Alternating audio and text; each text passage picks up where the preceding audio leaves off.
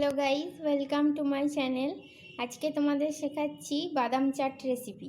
এখানে আমি বাদাম নিয়েছি, এখানে চানাচুর নিয়েছি, সস নিয়েছি, ওখানে পেঁয়াজ কুচো, লঙ্কা কুচো, শসা কুচো, আর এখানে নিয়েছি ভাজা মশলা।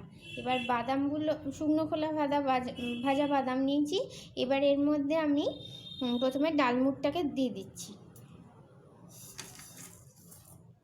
তারপরে এক এক করে শসা কুচো, পেঁয়াজ কুচো, লঙ্কা কুচো,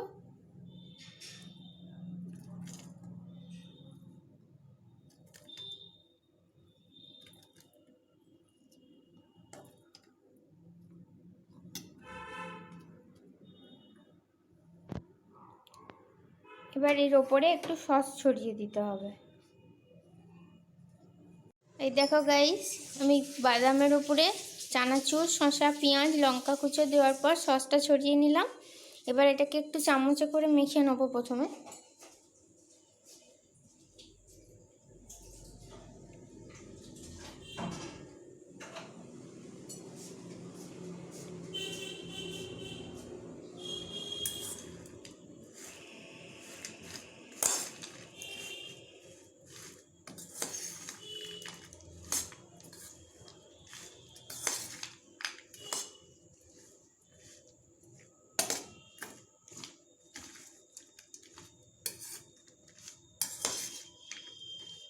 তোমরা এর মধ্যে আরেকটা জিনিস অ্যাড করতে পারো, সেটা হচ্ছে টক দই। এবার এর ওপরে আমি 1 চামচ ভাজা মশলা ছড়িয়ে দেবো।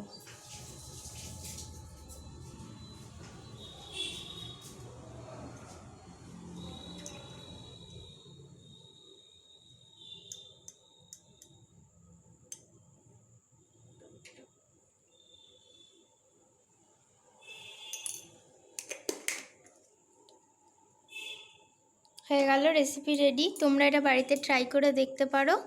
একদম বাজারের দোকানের কিনতে পাওয়া বাদাম চাটের মতোই হবে, শুধু এর মধ্যে একটু টক দই অ্যাড করতে পারো আর একটু ভালো হবে। আর কেমন লাগলো আমাকে অবশ্যই কমেন্ট বক্সে লিখে জানাও।